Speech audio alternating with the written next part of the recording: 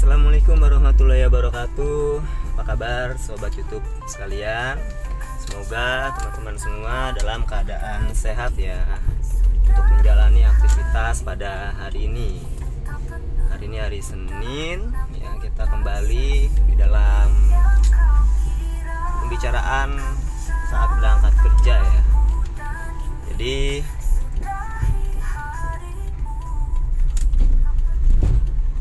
apa yang kita bicarakan hari ini, nah, ini sedang hangat ya, sedang hangat diperbincangkan oleh netizen dan citizen di seluruh dunia berkaitan dengan 145% melawan 125%. Apa sih itu? Mungkin beberapa teman-teman sudah ada yang paham dengan istilah yang tadi saya sebutkan, persentase ya, 145% dan 125%. Ini adalah perang tarif antara Amerika Serikat dengan Tiongkok ya. Jadi terakhir itu adalah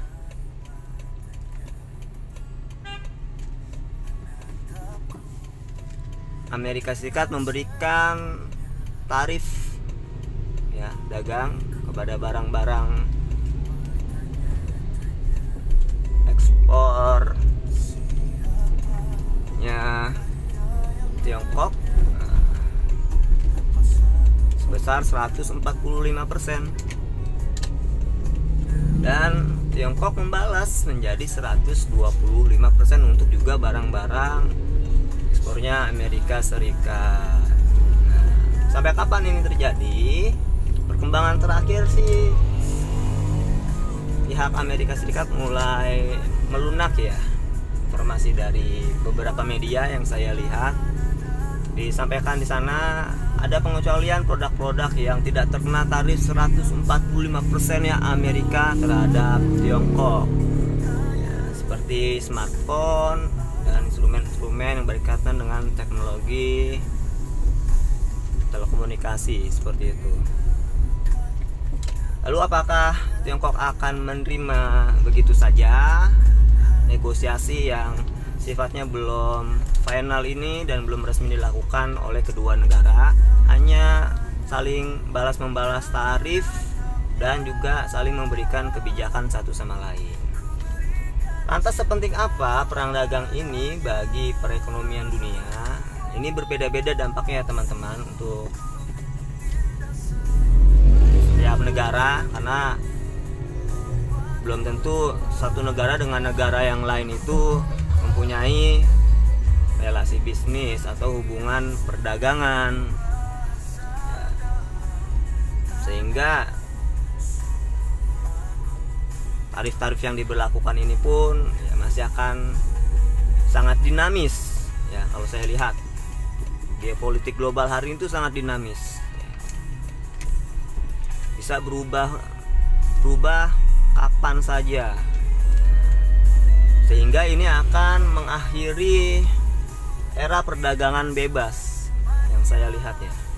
Jadi beberapa media, beberapa pakar juga mengatakan demikian.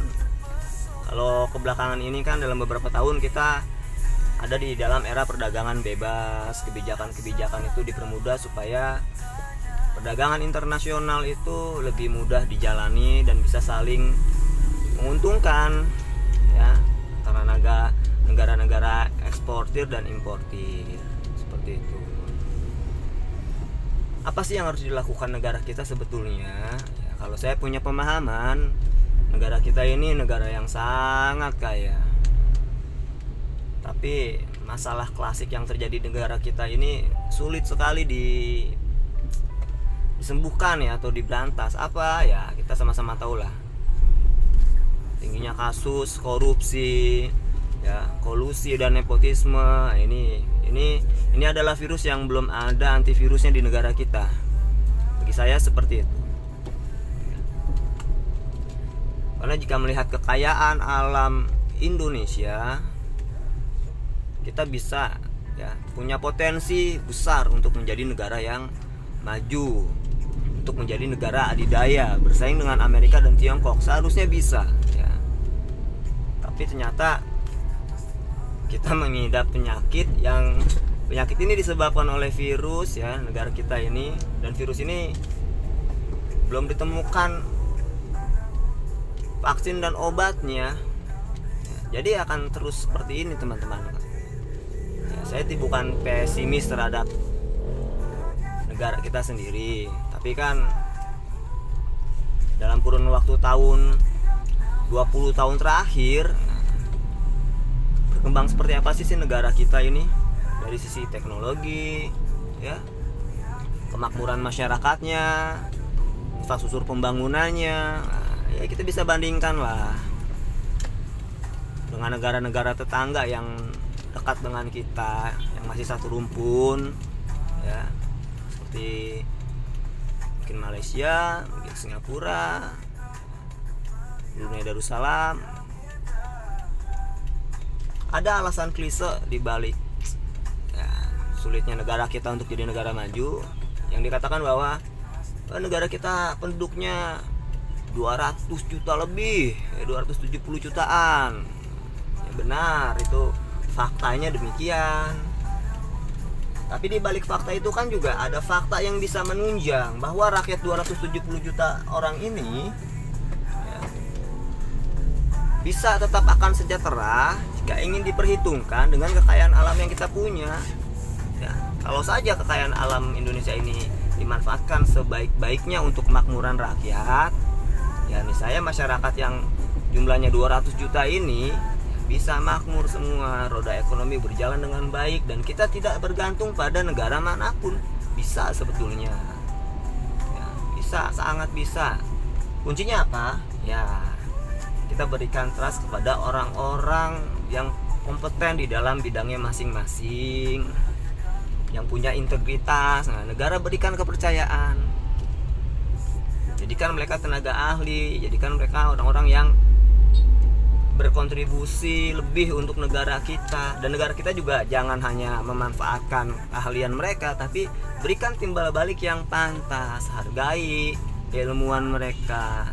Nah udah, itu pasti adalah win-win solution lah antara kekayaan alam kita yang akan dimanfaatkan untuk ya, masyarakat kita. Teman-teman bisa nilai sendiri ya. Kita sudah terakhir infonya ya, ada delegasi yang dikirimkan ke Amerika untuk masalah tarif yang dikenakan ke negara kita. Negara kita saat ini memang bergantung ya, satu komoditas yang cukup krusial menurut saya, apa? Kacang kedelai impor. Nah, ini bahan baku untuk membuat tahu dan tempe negara kita, yang mana makanan ini sangat digemari ya, dan juga memang banyak peminatnya.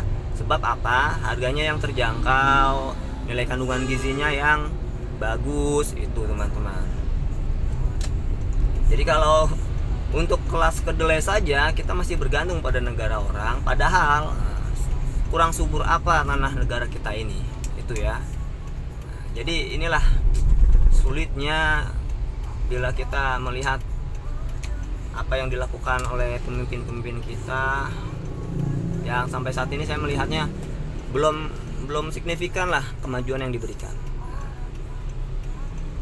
Ini saya sudah sampai di tempat bekerja saya ya, ini di kampus Universitas Pamulang, kampus Serang.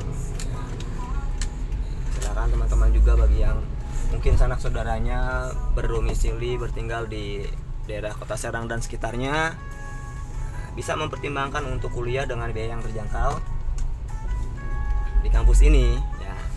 Biayanya sangat terjangkau, dan insya Allah kualitasnya juga kita jaga ya dalam kegiatan belajar mengajar dan semuanya. Karena apa ya? Karena kita terakreditasi.